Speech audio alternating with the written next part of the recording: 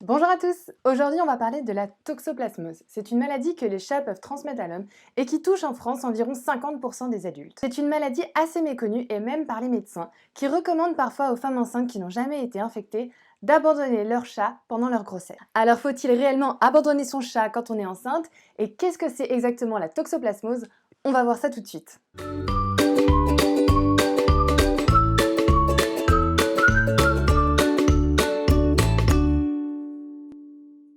La toxoplasmose, c'est une maladie qui est due à un parasite Toxoplasma.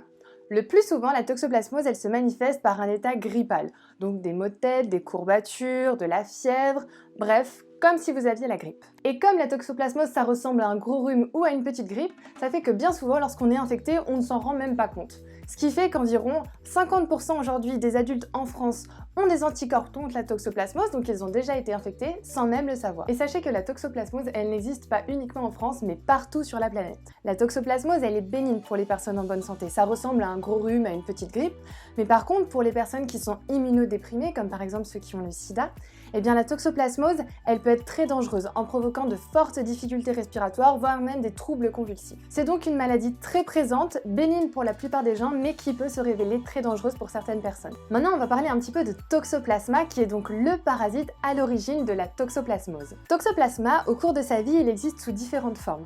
Un petit peu comme un papillon qui au début est une chenille puis qui se transforme en chrysalide pour enfin devenir un papillon, et bien Toxoplasma, au cours de sa vie, il va changer de forme. Il existe ainsi 3 formes principales de Toxoplasma. La toute première, c'est la forme d'oocyste. Les oocystes, ils font de 12 à 15 micromètres, c'est-à-dire 0,012 mm à 0,015 mm, c'est donc une toute petite forme. Et c'est la forme ultime de Toxoplasma puisque c'est cette forme-là qui va permettre la reproduction de Toxoplasma. Et oui, les papillons, leur forme ultime, c'est ça. Et Toxoplasma, sa forme ultime, c'est ça.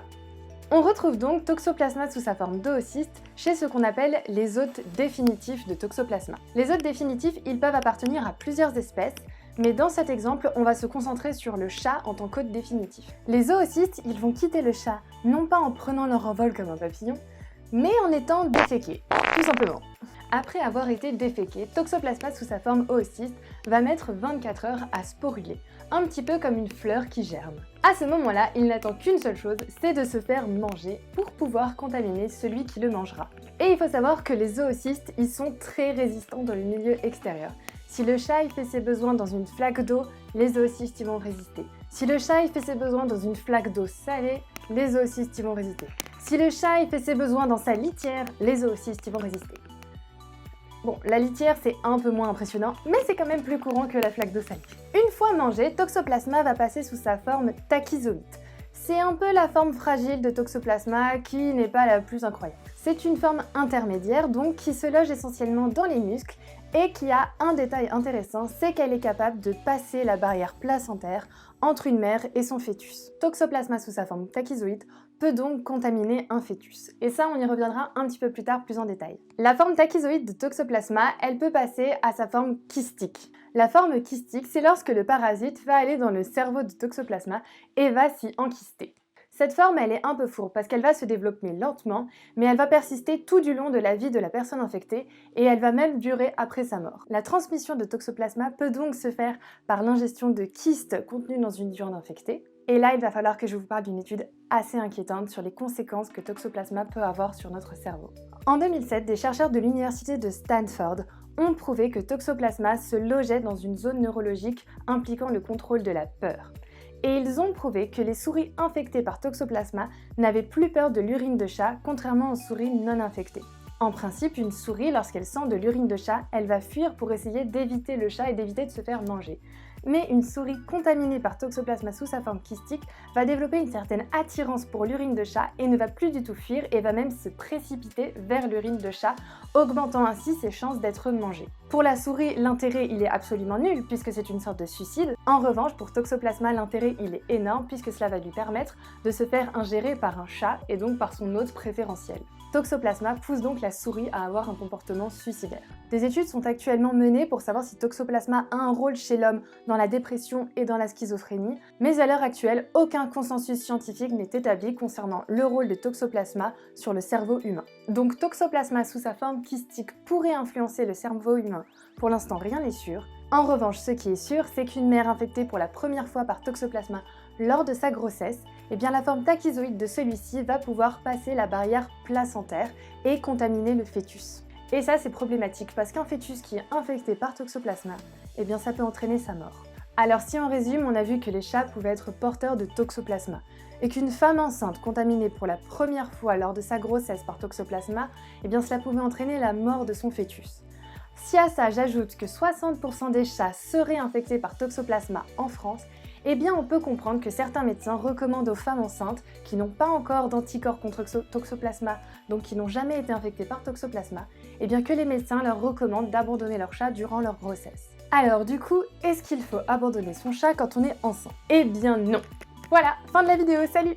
Je vais vous expliquer. Déjà, si vous avez eu la toxoplasmose avant votre grossesse, il n'y a absolument aucun risque que vous puissiez la transmettre à votre fœtus. Pour savoir si vous avez eu la toxoplasmose, il vous suffit de faire une prise de sang et de doser vos anticorps contre la toxoplasmose. Ensuite, la toxoplasmose peut certes être transmise par votre chat, mais vous l'aurez compris, pour que vous soyez contaminé de la toxoplasmose, il faut que vous soyez en contact d'oocystes ayant sporulé. Donc, il faut que vous soyez en contact avec du caca de votre chat qui date de plus de 24 heures. Donc, si vous n'êtes pas en contact avec du caca de chat qui date de plus de 24 heures, il n'y a absolument aucun risque que votre chat vous transmette la toxoplasmose. Pour ça, c'est très simple, il vous suffit de demander à votre partenaire de nettoyer la litière de votre chat tous les jours durant votre grossesse et il n'y aura absolument alors aucun risque pour vous. Enfin, les chats peuvent certes transmettre la toxoplasmose, mais le mode principal de transmission de Toxoplasma à l'homme, ce n'est pas via les cacas de chat, parce que la plupart des gens se nettoient les mains, mais c'est à cause des fruits et légumes mal lavés et de la viande mal cuite. Et oui, je vous l'avais dit, Toxoplasma sous sa forme oocyste est très résistant dans le milieu extérieur, et il peut très bien se retrouver dans la terre dans laquelle poussent vos légumes. C'est pourquoi il est impératif de bien nettoyer vos légumes.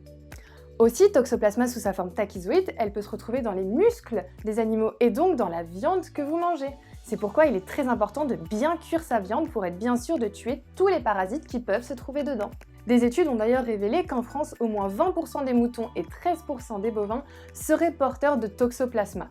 Il est donc indispensable de bien cuire sa viande avant de la manger. Et enfin, il y a des études qui ont prouvé qu'il n'y avait absolument aucune différence sur le nombre de personnes infectées par Toxoplasma dans un foyer entre les foyers ayant un chat et les foyers n'ayant pas de chat.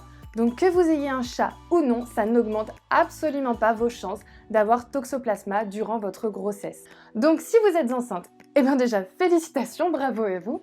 Et ensuite, même si vous avez un chat, surtout ne l'abandonnez pas. Votre chat n'augmente pas vos chances d'attraper toxoplasmose durant votre grossesse. Le risque pour vous concernant la toxoplasmose, il se situe essentiellement dans votre alimentation, dans les légumes et dans la viande que vous mangez. Alors comme pendant votre grossesse, a priori vous n'allez pas arrêter de manger des légumes ou de la viande, sauf si vous devenez végétarienne, mais ça c'est un autre débat. Mais du coup, n'abandonnez pas votre chat. Et si jamais votre médecin vous dit que vous devez impérativement abandonner votre chat pendant votre grossesse, eh bien montrez-lui cette vidéo, je vous en supplie. Voilà, c'est tout pour moi et pour cette vidéo sur la toxoplasmose. J'espère vraiment que ça vous aura appris des choses et que ça vous aura été utile. N'hésitez pas à la montrer si vous avez une femme enceinte dans votre entourage ou si vous-même vous êtes enceinte, à la montrer aux autres femmes enceintes autour de vous. Et enfin, n'hésitez pas à liker la vidéo si elle vous a plu, à la commenter si vous avez des questions ou si vous avez des remarques ou autres. Et enfin, vous pouvez la partager, comme je vous le disais, autour de vous pour m'aider à faire connaître la chaîne et mon travail. Et puis moi, je vous dis à la prochaine. Salut!